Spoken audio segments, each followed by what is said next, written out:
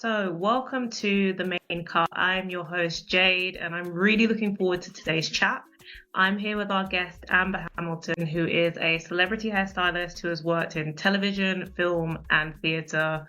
Amber's worked on some of the most amazing film sets, such as The American Horror Story, Dear White People, and Guardians of the Galaxy, which led to her very first Emmy Award. And good news is, Amber is also a self-proclaimed product junkie and a huge advocate for women of color speaking up in salons when they're dissatisfied as well. So we're going to get into that with some of the questions. We'll dive into Amber's journey as a textured hairstylist and see what words of wisdom she has to offer about hair care. So Amber, welcome to the show. We're really excited to have you here today. Hi, I'm excited to be here. Thank you for having me. No, that's fine. Like, we're really lucky that we have you. I know you've been super busy on set lately as well. But I'd like to start with your journey as a hairstylist because you have a really colorful history from braiding in school to working in salons and Disney. So tell us how you got to where you are today. I started braiding when I was in the eighth grade. I would braid my own hair.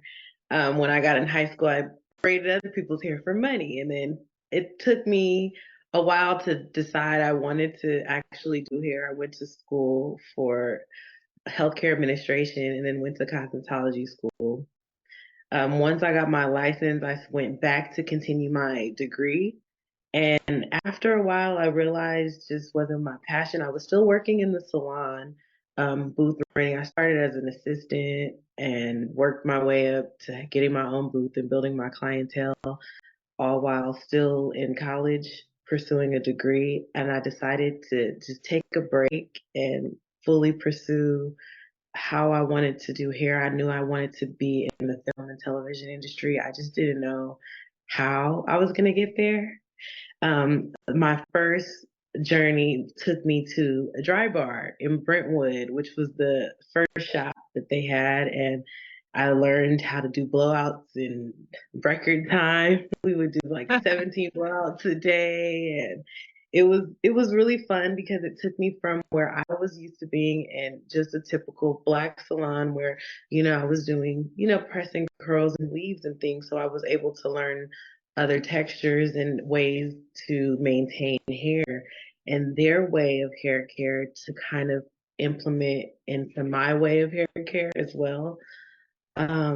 From there, I was recruited to a salon in Beverly Hills where I worked for almost up to a year, and then I found myself at Disneyland, and that was an experience that I just had not. I hadn't imagined. Like I didn't know that that was even the extent of what was going on behind the scenes at Disneyland, which a lot of people aren't. I was there immersed in wigs and character and period and roller sets and the theater. And it was really fun. It was really fun. A lot of what I learned out in the beginning, I was like, oh, it just takes you back to beauty school, but to the basics. But a lot of things that you forget as you go along the way in your journey as a hairstylist and you're in the salon, you just forget those steps. So after I learned all of all of that at Disneyland, I moved on to the theater outside of it, which was South Coast Rep, and to Segerson Center in South Coast right there, and Playhouse, where I learned a lot more on lace wigs and actually learned how to ventilate wigs. Oh, wow. Okay. In this time, I also took a course at the local community college, which was in theatrical hair and makeup, which is along the lines of what I've already had been doing, but just, continuing my education in that, and to see what further I can learn that I wasn't exposed to myself. I made sure to expose myself to everything that wasn't in my immediate grasp. I went out and seeked all of the information. I worked in the salon. I worked in the theater for almost 2 years before I decided that I wanted to pursue film, and I knew I needed to leave the theater behind because the hours and the schedule wouldn't allow for me to pursue that. Yeah. No, I mean that's a lot to cover And it feels like it's been a bit of a whirlwind journey. You've gone from one to another, and Disney is something we just don't hear of very often. We don't hear of like stylists or makeup artists talking about that kind of an experience. And you must have done hair and makeup for some of our favorite characters. But Yes. how did that experience prepare you for working in television and film? Oh, that experience prepared me because it's very much so run like being on set. Your call sheet, you know what location to show up to, where you're parking.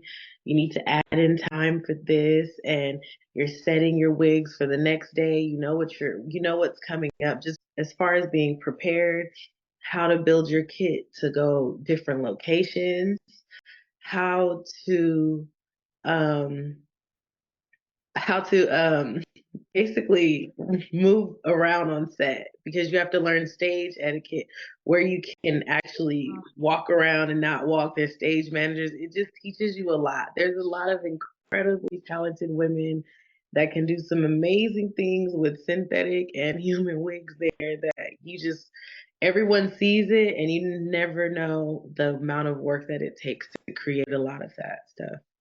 It was very fun. Some of my funnest summers, on the parade route. No, I can only imagine. Like that must have been like a really eye-opening experience for somebody that's you go in and you don't know how big a deal it is until you're in. Mhm, mhm. So It no, I, is. I love that. But you also mentioned that, you started in the salon at 18, um, and a lot of stylists now start their careers by going it alone. They go into it being independent straight away. And so, how much of a role did being in a salon in your early part of your career play in helping you get to where you are today? Oh, it played a big part. I was able to learn from everyone in the salon. I think it's important to work with other people because you learn from them. Because still to this day, I do that same thing. I've learned techniques. You can always learn from someone. And then me coming up, I was always the youngest in the salon. So it was veterans. They had been doing hair 20 plus years, 12. So the industry had evolved so much but to be able to see how they were doing hair and how I would do hair now in this new age. I remember when I first started using electric flat irons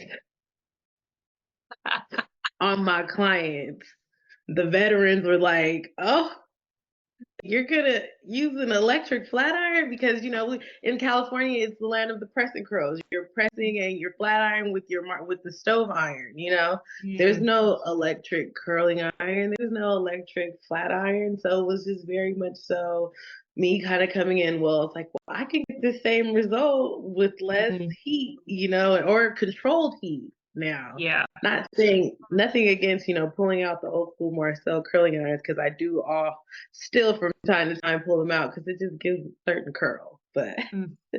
I think it's important to at least go into a salon with other people first so then you can learn salon etiquette, how to work around people. That was the thing, that was something that helped me a lot in the trailer was knowing how to work around people with people, read the room. Mm. It's Yeah. it's very important. You see a lot of different personalities that come through that aren't necessarily your clients, and you see Mhm. how someone else handles things, or it's very much so space to learn first, and then go out and create your own. I think it's Yeah. important. Yeah, and I guess it also gives people the space, not that you want to be making mistakes with people's hair. That's the last thing you want to do.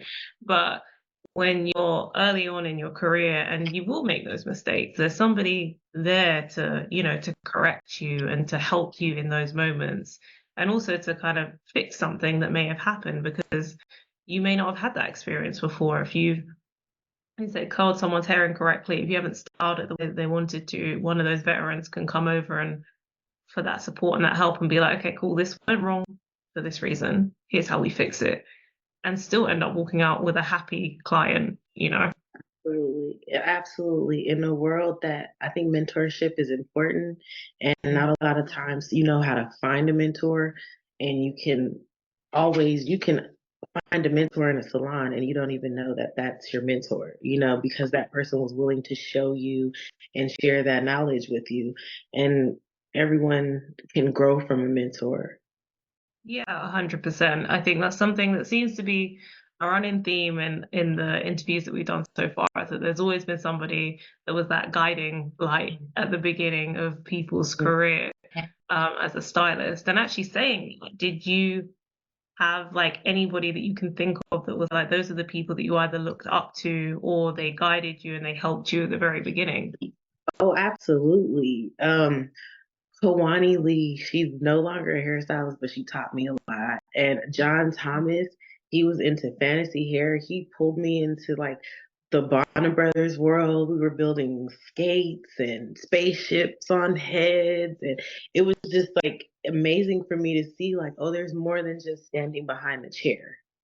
And that was like an eye opener to me because first coming in at 18, you don't think of it like that. You're like, I just got to build up a lot of clientele, and I'm just gonna be in the salon. And they just showed me a bigger world. And I've had so many more mentors come down the line, but in the beginning, those two kind of just took me in and were like showing me like, why are you doing this? You should try this. Save yourself some time. And I think it was really important.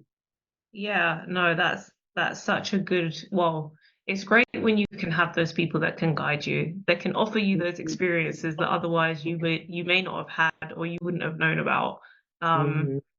and I feel like as everybody grows in their career, there may be one, two, three different people Oh, that come absolutely. along. Oh, absolutely. Absolutely. They come in like where as you grow in your career, you get a different mentor. I have a lot of mentors. My village is large, and I learn from everyone. I do. I learn from everyone that I come in contact with, if they even know it or not. A lot of times. No, and it's a really, I think it's one of those things where when you're constantly looking for opportunities to learn, you will then see the opportunity to say, oh, I need to go and speak to that person, or I Mhm. need to pick their brain, or I need to go and shadow them whilst they're doing this, that, and the other, to kind of help and learn and grow, especially in an industry that moves as quickly as hair does. I think people underestimate how quickly it can move and how, I guess, how many new trends can come in and then the pressure on stylists to be able to deliver those. Mhm. Absolutely. It's important to always further your education and to ask the questions. I know a lot of times for pride's sake, a lot of people are afraid to ask questions, and Mm. it's nothing. There's nothing wrong with if you see someone that you love. I love what you do. How do you do? Just ask that question. Like share the information. Information should be circulated so then we all can be giving better service, and then this industry could just continue to grow from there. Yeah. And what we want is more people having better experiences. And the more, that we learn from each other, the better those experiences end up being. Um, and actually, speaking of that, you've said that you're very big on encouraging women of color to speak up when they're in salons. And I think we've all been there, or we've heard of like, horror stories of women walking out of appointments in tears or just like really upset or dissatisfied with their hair. So what advice do you have for women who are working with a stylist for the first time when it comes to speaking up? Because I think that's where it's challenging. It's when you don't know them and you're getting to know them, and it's like, how do I approach this? I think this goes with stylists as well. I think consultations are very important. I know a lot of people skip them. They just say, "Oh, I just want this hairstyle," and they're like, "Okay, go." Instead of saying, "Well, what's your history with weaves? What's your history with color? What are your allergies?" Just getting to know the lifestyle of your client, will help a lot of miscommunication as well. Just communication. And I think if clients find that the stylist isn't communicating early on, to where they feel comfortable and they feel, because a lot of times clients don't know what to do with the hair. And so they are coming to the stylist for help because they don't understand, what they should be doing. Or I tried this because I saw it on YouTube. And, just having that open communication is important. You should be able to feel that you can say, I don't really like too much of this, or, explain why you use this. Not saying that you have to question everything, but just having some kind of open communication to where you feel comfortable, you feel seen, you feel heard, so that if you are disappointed in the end, it can be like, I'm really disappointed, it's this. A lot of times it can be, well, we couldn't achieve this style today because of this, and we can go on further. But if it can be communicated, then it can be understood that it's like, okay, I'm transitioning. I would like this, but right now, for the health of my hair, I need to do this style in order to get there, or it's going to grow. That kind of thing. I think it's important for all around us to have consultations, because that communication change, it just helps a lot of frustration in the end.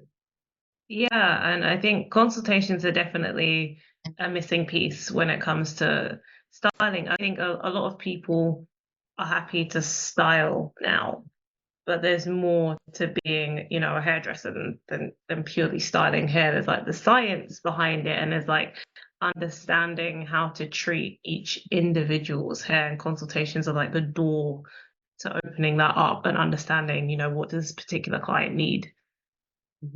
Absolutely. I think one of the biggest things I like to do is to examine the scalp when I'm first working with a client, because that tells me a lot about the person. And sometimes they don't even know. I've had a few clients that I've had to say, have you been to the dermatologist lately? This isn't something that is because of just this. This isn't just dry dandruff shampoo. This can actually be something internal. And then that is then coming out in your hair, and your hair is brittle and breaking, or your hair feels this way. It all starts like within. So I always like to look at their scalp, see how that's doing, and then ask them, and then I'll start asking them questions about if they have issues with this, and what products do they use at home for it, just to see if it has stopped, or how long has it been going on. Yeah. No, And that makes it a huge difference. I was actually speaking to a stylist about a week ago, um, who was going through a consultation with somebody, and they were really reluctant to give information. She had mentioned that she would ask him questions about their health and, their general living, if they had any conditions, because that all has an impact on, your hair, your growth, your hair health. Um, but actually, this client didn't really want to give that information away. So I think, wow. yeah, and that was, I had that conversation. I was like, oh, that's so strange, because I don't know whether it's something that people just aren't used to doing. I guess you're used to being questioned about your health in certain settings, right? If you go to the doctors, you expect it. You're not necessarily expecting that from your stylist, but it is really important to have that really well-rounded view of what someone's lifestyle is and their health is as a stylist. So you can say, okay, these factors are probably going against your hair goals. So maybe these are things that we need to address. Yeah, I think just maybe the only thing that the stylist could do is to communicate that I can only help you if I know where you come from. I can't Mm, help if anything comes up in between and I didn't know this information, there's nothing that I can do to help. yeah. Just as they understand that their lack of information is going to be my lack of help for I can't, it's going to only hurt me to help you that way. Like, we'll come into a roadblock and I won't know, but you'll know because you didn't tell me. And then that's when they'll start coming out with it, though. I've seen it happen before. Like, like it's just like, as soon as, oh well, I did, and I did, and it happens. and it happens just because they probably have been scarred from a stylist and they don't know how to tell the truth. And they're just like, it's easier just to say this, but it ends up coming out, and it just has to, we build a relationship with our clients. And I think Mm, they just have to feel comfortable with us in order to share a lot of things. And sometimes it takes a while. And you yeah, can only, and as long as they know, I will help you from all the on my side, from the knowledge that I have, from what I think is best for your hair. But if yeah. there's other things that, high blood pressure or this, Mm, that I just don't know about, then I can't tell you, like, I don't know why this isn't, like, I've been giving you treatments and this isn't working well. It would be good to know if you're on high blood pressure medicine, because then I can tell you, hey, I could help you with this, but you're going to still see these problems, but you don't need to be worried because it's the medication. These are yeah, things that just to kind of help you be at ease a little bit, because with your hair is comfort, and you're stressed because, oh, now something's going wrong and your hair is not right, you don't feel good, and you're stressing because it's not working out. And it's like, if I could just give you a little bit of comfort, this isn't you, this isn't anything you can stop with the situation right now, it's just this medication right now will have your hair feeling like this from time to time. What we can do are protein treatments. We can do things to help you age you, but don't be alarmed if you feel this. This is just a part of the medication. yeah. So, No, that's true. And I think another thing that I guess people, you don't think about it this way, but our body is designed to basically help us to survive, right? So our hair is not actually important in terms of our survival. So when your body is dealing with other things, the first thing that it's no longer caring about is your hair. It's like, hmm I'm trying to make sure everything internally is running right, and you're hmm stressed and you've got medication in you, and we're trying to fight off like an illness. So that's when people will see changes in their hair, because that's the least of your body's concerns at that point. But exactly. it Exactly. So let's make it's your body's last concern. So let's make this your mental. So mentally, this should not be a concern for you. yeah. Let's just find the peace in what you can. Because I've seen it. I've seen a lot of clients come in with, they're going through things, and you're just like, Mm, only thing I can do is to give you a good wash and massage your head and give you a treatment and just feel good when you leave here. And yeah. don't worry about anything else. That's what you have to take that off, that stress. Stress will eat at everything. Yeah, no, added stress to what is already stress is not going to help anyone's internal health or the health of their hair either. And I think, like you said, consultations are huge because it gives you as a stylist the power to be able to say that to somebody and say, actually, because your body's going through all of this, it's going to take some time for us to get to that hair goal. We'll get there, but Absolutely. we've got to deal with this situation first, and your health comes first. Um, and so, I mean, on that point, what advice do you have for stylists on creating an environment that actually empowers clients to give a bit of direction during an appointment, or to give more information so that the stylist is more empowered to advise them? Well, my thing is, while I'm doing a hairstyle with my client, I'm always asking them, "How do you feel about this?" And if they say, "I don't know," then that's when you be like, "Okay, well, I think this is." I always like to have them involved with their comfortable level, their comfortability. How do you feel about this? I'm thinking this. Just like kind of like letting them know where it's going when you do things, if they have a say, because a lot of times, sometimes clients will not say anything, but watch you Mm. sit here and do this and be like, I don't like that, but I'm not gonna say nothing until she's all the way done. And then I was like, can you straighten this, or can you? So along throughout the service, I'm just making sure, I'm like, is this, asking questions, just checking in, wellness checks. That's what I like to call them, wellness checks. How do you feel about this? How do you like this? Because if it's a different hairstyle and they're changing it up, how heavy do you want this bang? Or do you want, I'm going to trim this side because you need, I'm just letting them know, not kind of giving them comfort in letting them know what I'm doing instead of just doing something and then they're just traumatized. Yeah. And I think a I lot of I'm sorry. no, no. I was gonna say I remember when I used to hate getting my hair trimmed when I was younger, and I know my stylist did it because she's like, "There's damage, or your hair needs to be cut this way," but that information was never shared with me, so I was always like, "No, don't trim my hair. I don't want it." Oh And there are yeah. lots of people that will hold on to that without those explanations, so it is really important. Oh, I've pretty much like pulled up the hair, like put it up and like, do you see how it's like, you can see through this. Like this isn't Mm, good. I have to explain to them, this is all damage. Like I know this is your mm, length, but it's not healthy hair. I just think sometimes as stylists they just do the hair and you're like, it's cute.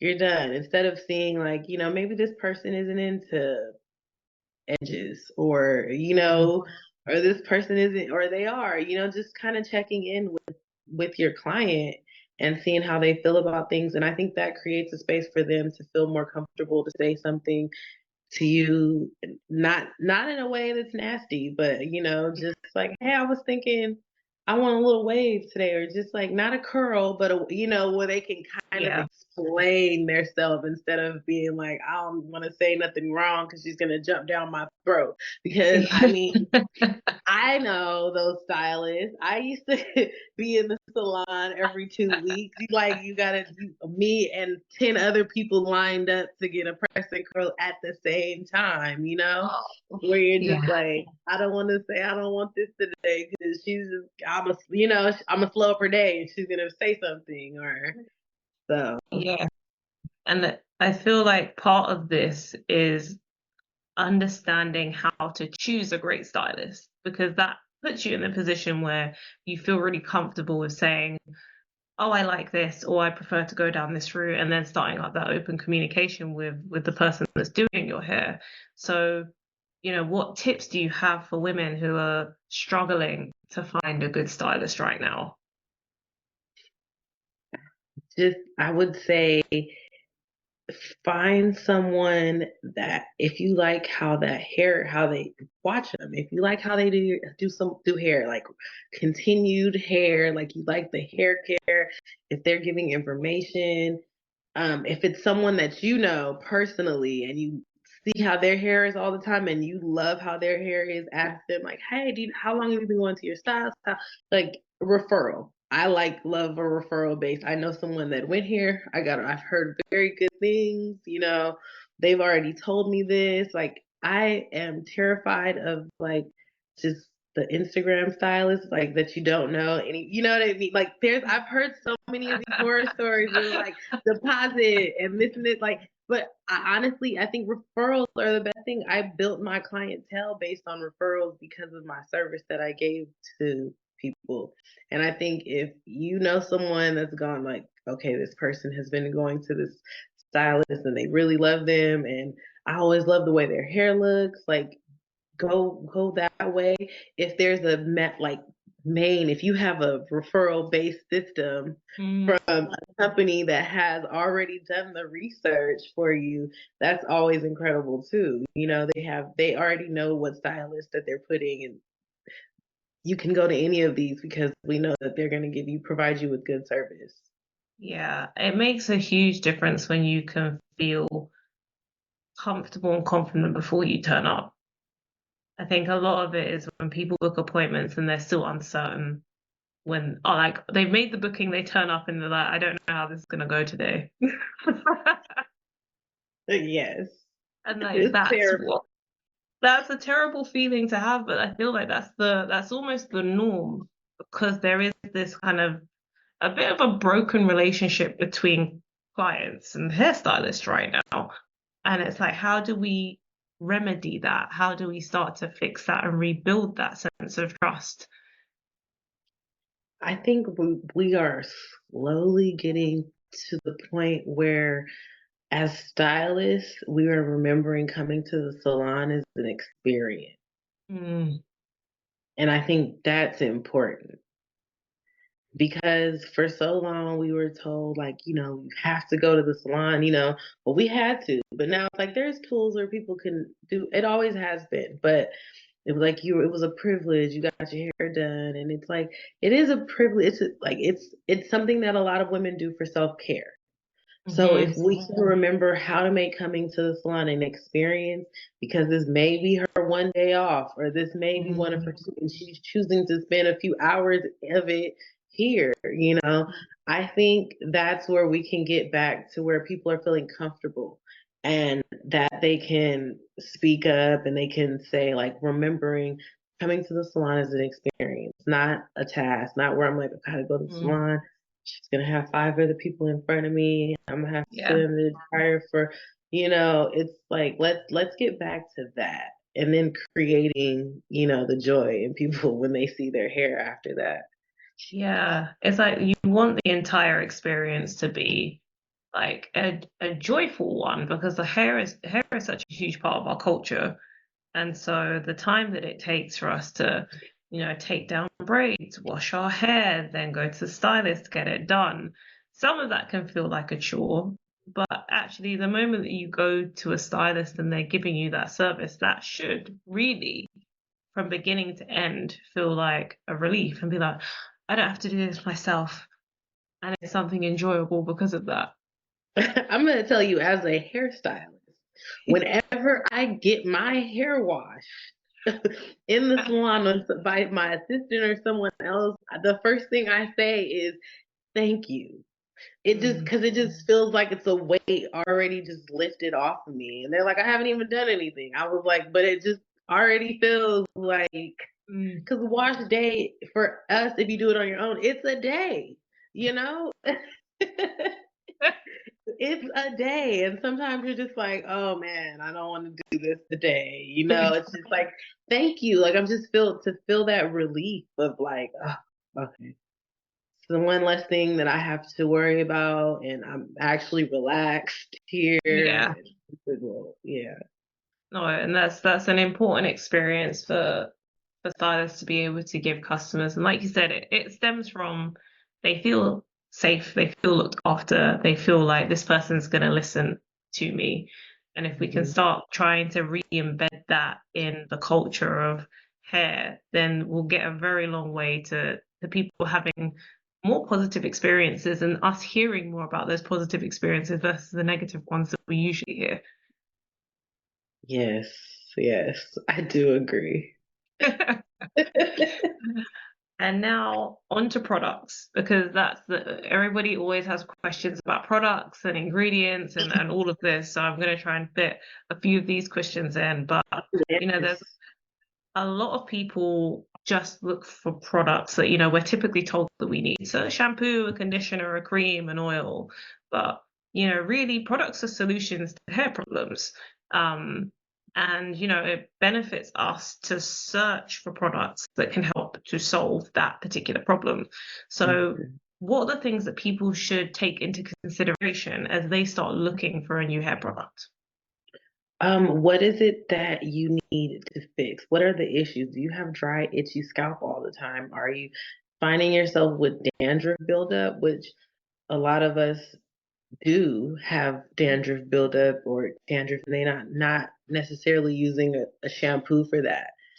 Moisture, a lot of natural girls, curly 3C, 4C girls, our hair just soaks up like everything. So always adding moisture and like a hair mask is the most important thing I think everyone needs to have, like especially a natural girl, texture girl. We need to have a hair mask. If you're not doing it every time you wash your hair, like every other time, it's just really good. Just depending on how often you're washing your hair, a hair mask is a really good treatment.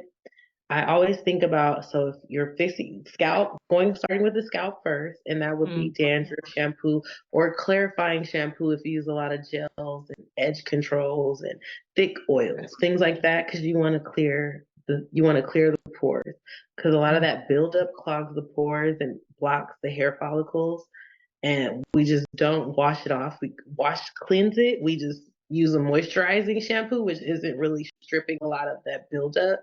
that does clog the cuticles. So I always like to say start with those like a clarifier, a dandruff shampoo if you need a dandruff shampoo. If you don't, use it. But always to have one for the dry seasons, because there's always this season where you feel like your scalp is a little bit flared up. It might not be all the time. Moisture shampoos, hydrating, anything that says hydrating is always good. And if you have hair color, a color shampoos and conditioners. Also, I find a lot of my clients at home when they do wash and go, or when they're doing their wash days, they weren't using leave-in conditioner. Okay, so would you say leave-in conditioner is like a must-have? Yes. Because so many, I know that I don't think when I speak to people that many people have a leave-in conditioner. Everybody has like a conditioner or a deep conditioner, but those still need to be washed out. So Yeah, that still needs to be washed out. And the leave-in conditioner is more of just like moisture that goes in here because your hair is still open, it's wet. It's like when you wash your face, you cleanse, tone, and moisturize, you're like putting in nutrients. A lot of times, leave-ins have heat protectants, which help us when we're blow drying our hair afterwards. Even if you're not going through and thermal straightening your hair, you are still blow drying it and putting a heat on it. So a lot of time leave-in conditioners protect your hair from those things as well. So I just always like, and I tell them, I was like, a cream and a spray leave-in is always good, just depending on what you're doing. Don't not together necessarily. But if you're doing more of a twist out and things like that, I always say use like a cream leave-in, and you can always like use that leave-in, the liquid leave-in, to like add a little more moisture as you're like twisting down. um, I I go through products in the classes that I teach at AM Texture, where I teach everyone how to cocktail different products. Um, because a lot of times we don't know. Like if I put this one with this one, or if I just use this one, and we'll teach like different twist out where we'll just use a cream, or you use a gel, or you use a gel and a cream, or just a lotion, maybe just a foam, just so when you untwist it, you can see the different variations that you'll get with the products. And I think that's important just to know how that layering, what it does to your hair. Sometimes one thing is penetrating and another one you need to just sit on the surface, you know? I think I go through products and look at the ingredients in them. Yeah, but And always try to compare. that's a necessary thing though, right? I think there's two things. There's understanding enough about your hair to know what kind of products you need. And then there's being able to look at the products to see if it actually has what you need. So, and there's different things, like you said, there's porosity has a huge impact on the type of, products that you should choose, and like whether you suffer from dryness. I know like so many people suffer from dryness, and lack of moisture is one of, I think, the biggest challenges that people face when they have curly, coily, kinky hair. Um, and so when how do people go about understanding more about their hair before they even start choosing those products? I like the porosity test where you just take a strand and you put it in the water and to see if it floats or it goes to the bottom. So then you can see how your hair absorbs moisture in products. So then that could kind of tell you if you need a heavier product or if you need more of a lighter product. Um, it's something that not a lot of people do, or you can trial and error like I did when I was like a full natural girl, buying products and putting it on and be like, nope, that didn't work, or trying this one and be like, oh, that one worked really good, where you just end up like, which is terrible because you end up going through so much product to find the one that the one that works the best. But I think understanding the porosity of your hair, like you said, is very important to see it, and then knowing where your hair textures change. In your nape, you can be this. In this area, this you can be this. So knowing that, hey, so maybe I know in the crown right here, I need to use something heavier because it's a lot tighter than it is at the nape of my head, Or I know here on my hairline, I can't really put too much because it doesn't do anything and weighs it down. I have to use a lighter product. I think that's important. Also, if you're a curly girl, I'm an oil girl. I don't know. Are they going to cancel me because I said put oil on your scalp? I was like, am I going to be canceled? Listen, but I don't care. I think it's important to put oil. There's a type of oil that you can use. Like castor oil is so thick. When everyone was putting castor oil on their hair every day, I was just like, that has to be cleaned off. Like it's good Mm, sometimes, but it's like so heavy. You're mm, just kind of like filling up, the pores. Like mm. that's buildup as well. Yeah. So you have to be intentional, knowing the difference between serum Yes. and oils and the thicker oils that are more that sit on the surface and then don't penetrate. You just have to know Yeah. that. Like coconut oil, I don't think is something that should be put on the scalp. Interesting. It just Why do because you? I feel like I mean it if you are doing a treatment and it's warmed up, Okay. because once it and you're getting it off because once coconut oil dries and becomes solid, Mhm. you have to think about it's encapsulating on the scalp as well if you're using it on your scalp. Oh, okay. That's So you have interesting. to, yeah. So I mean, that's just me. I love coconut oil for the hair when you're doing a treatment, and I'm like, I warm it up and it's going in your hair, but I'm rinsing it out as well. I'll give a hot oil treatment with coconut oil all the time, like but then it's getting rinsed out. It's not something that I'm using on my braids right now. Yeah, no, I agree with you with heating oils. I can't remember who recommended it, but I used to use castor oil. Um, and I would heat it because I was like, it's too heavy as it comes just out the bowl. So I would heat it, use less of it, and that'll make it easier to spread across my hair. So I think like you said, there's something of having a certain level of knowledge, and maybe that is leaning on a stylist so that they can educate you as you're making those decisions. Um, but actually, for those that don't know some of the differences, you mentioned people should know the difference between like a serum and an oil. So, what is the difference between those two types of products, and on what occasions should you use one over the other? If you get a serum, if you can just test it like on the back of your hand. A serum will just sit on the top. It'll like polish, it'll sit on the top. It's like baby oil gel, like it'll just sit there. An oil will actually penetrate into your skin. Where Okay. it's a lighter oil, it'll actually like penetrate into your skin. So that's kind of how I like to test it, like just to see how it does on my skin, because then you'll see what it does. And the serum usually should only be done for in styling, like frizz control, or Okay. pressing before you're like silking out the hair or things like that. So those are ways you just can test them out on your skin and see what it does when you're actually like, okay, this one is sitting here on the surface. It hasn't gone in, so it's not going to really Mhm. penetrate the way that I need it to.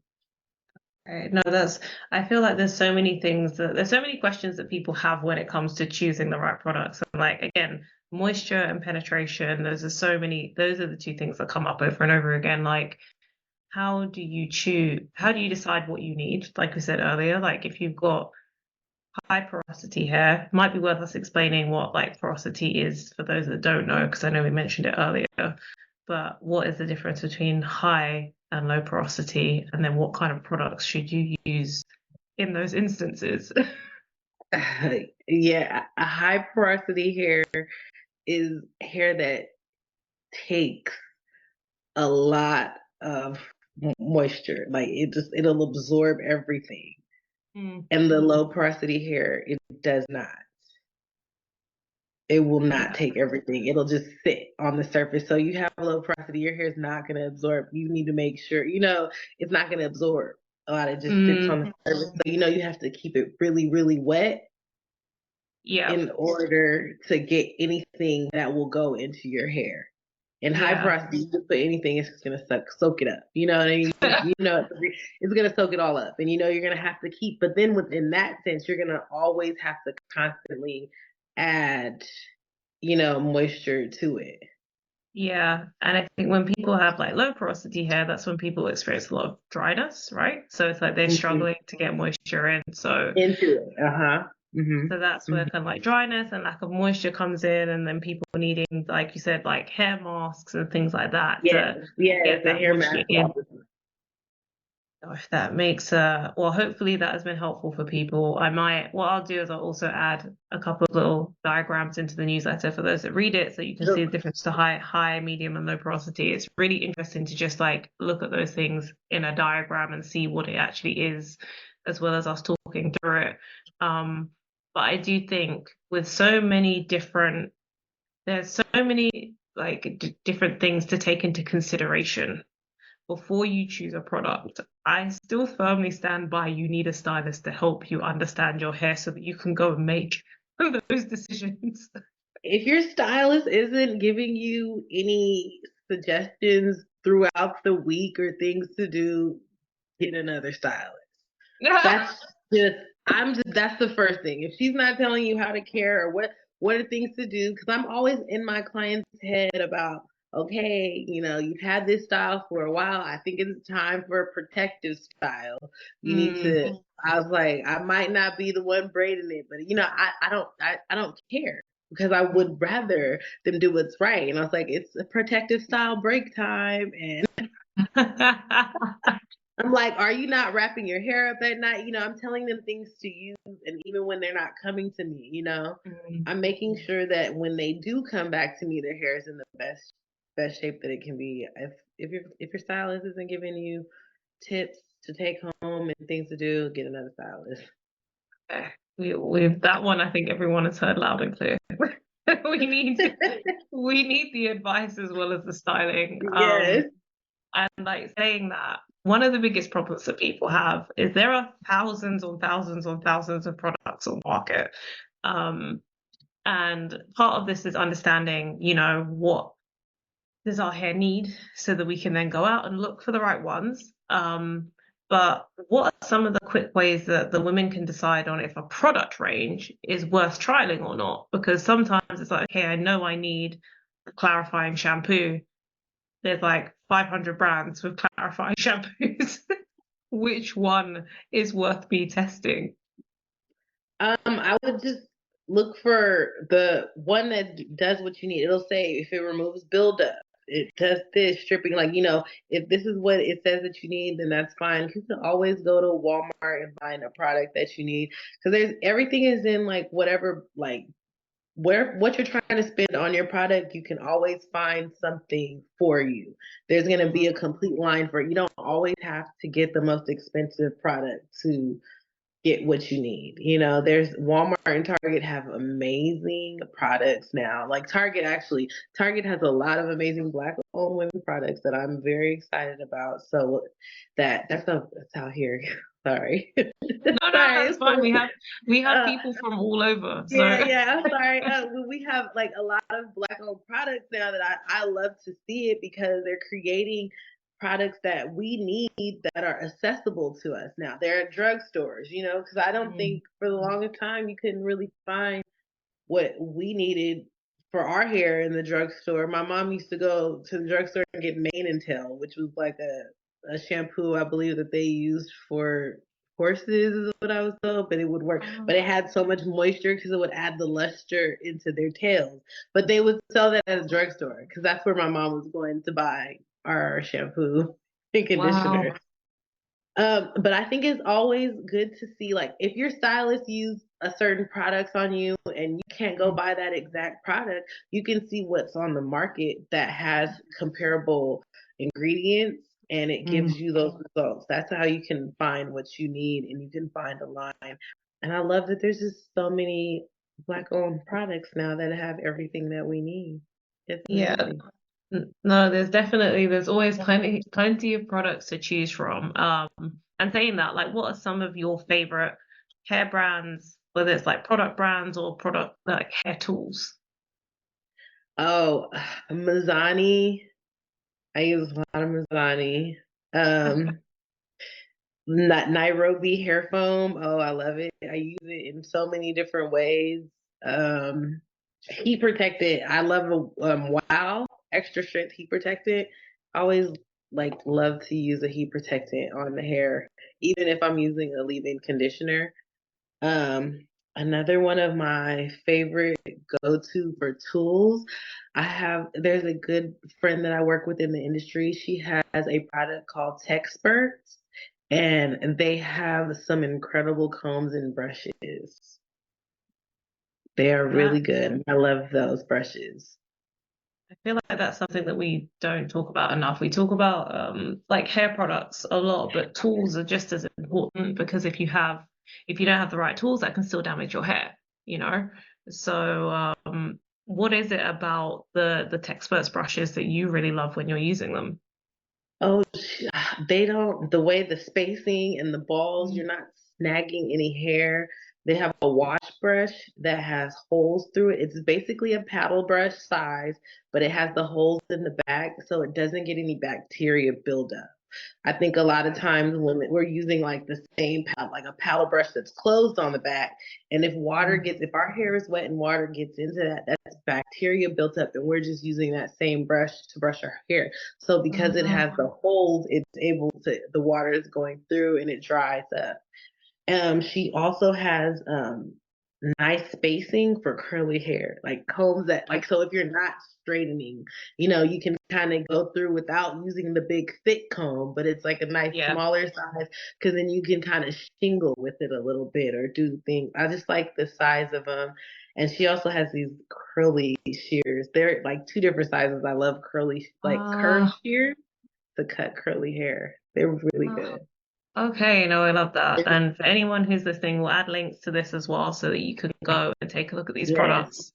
Um, because yeah, we need more recommendations of the tools especially that help us to manage our hair. But last couple of questions. One is on television and film because there's loads and loads of stylists that have the ambition to get to where you are. You know, you've been on production sets for some of the biggest films that people have seen and heard of, and it's not for the faint-hearted. You know, it's hard, it's long hours, it's long days, weeks, months that you can be on set and working through these processes. So, what advice do you have for those stylists who are interested in pursuing this as part of their career?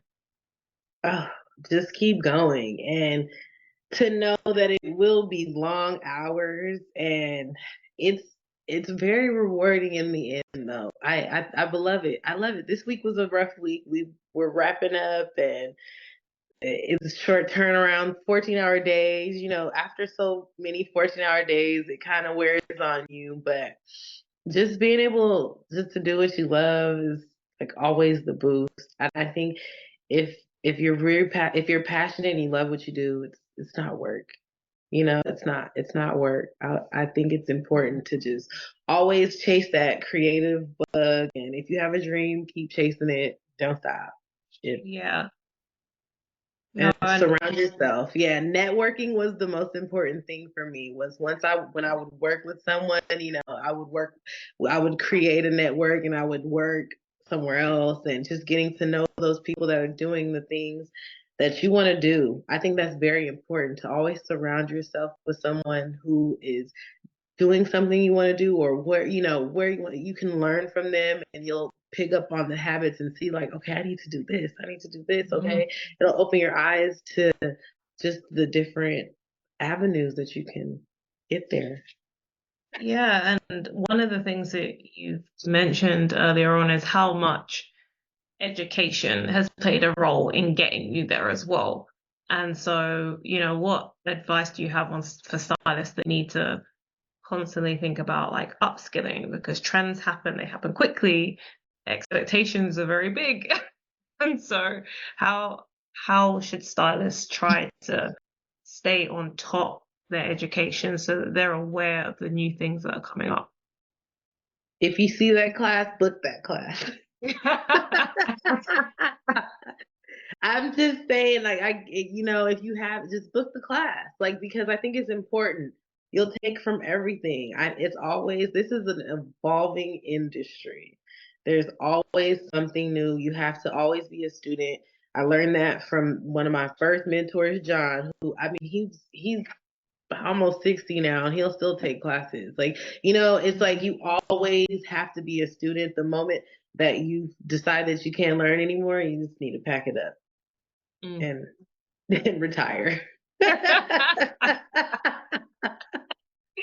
Because I So mean, yeah. I still take classes to this day. I mean, I teach classes and I still take classes. I'm always seeking knowledge because you can always learn something. Everything is important. When I went to beauty school, I didn't go to the most fanciest beauty school. I didn't go to, those top of the line name. I went to an adult school and got my cosmetology license because I was still in college.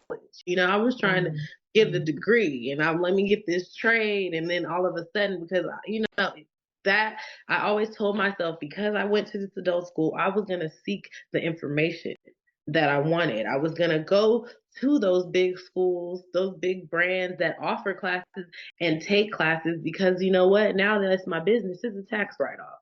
Instead of me taking out a student loan to pay 25,000 plus, to go to these big schools, because I didn't have that then, I can now take these classes and write it off as a write-off for my business. So I think it's always important. It's like, it doesn't matter where you start, because that's one thing I want to say. Because I started in a school that was just an adult school. Me and probably two other people that I graduated with do hair still out of, and I've accomplished so much. So it just doesn't. It's about your drive and what you want to continue to do is how you're going to end. Yeah, where you start is less important. It's kind of it's the intention, It's the right? It's intention. the intention. It's like if your intent is to be like as educated and as informed as you can possibly be, and then pass that knowledge on to your clients, then that will show in the way that you progress. So no, I love that you made that point, because I think that's something that people do get caught up in. It's, I must go to this school or I must be educated under this person. And not to say that can't happen, but maybe it just doesn't have to happen straight away. Maybe it can happen elsewhere, and then you can make your way to that school, that person that you really want to learn under at some point. So I love that point. I definitely agree. The last thing I'll ask is, you are wrapping up on set at the moment, so I know that you're busy. And I can only imagine like how many projects that you've been involved in, that you are involved in. So, what's next for you? What are the things that you're working on at the moment?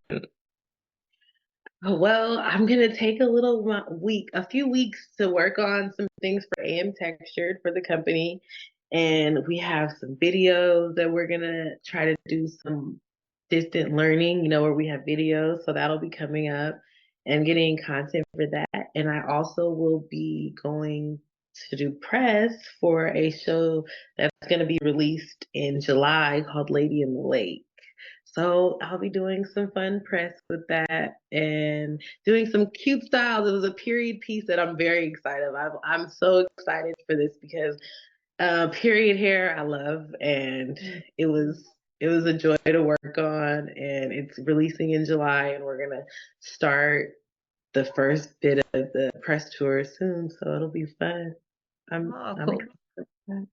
No, that's amazing. I love that. And we'll keep an eye open for that as well, to see how that goes, how that production goes and the press goes for it too.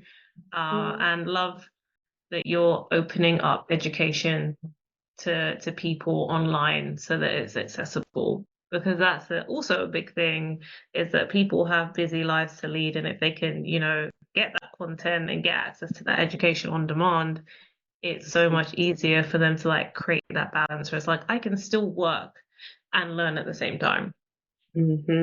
Exactly. Well, Amber, thank you. It's been a very quick hour. It's Oh gone wow, it's by. been an Yeah, hour. it's gone by Oh, super quick. it did. It went by so fast. This was so good. Oh my gosh. I was over here sniffling half of it with this California spring, my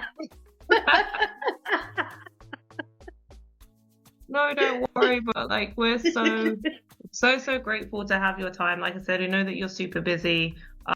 So thank you for sharing everything that you've shared with us on this episode. This was so much fun. Thank you for having me again. Thank you. No, like it's genuinely like a pleasure is ours. And also a big thank you to everybody who's listened. Those of you who listened all the way to the end, or you've paused and come back and listened. We're really grateful to have everybody that, is a part of our community. If you really enjoyed this episode, then please, share with other people who need this knowledge, whether it's a stylist or, somebody in the hair community that could make good use of it. And we will add links to Amber's socials, her website, so that you guys can get access to her, follow her, and keep up to date with all the things that Amber is doing. And then other than that, again, thank you for joining us, and we will see you on the next episode.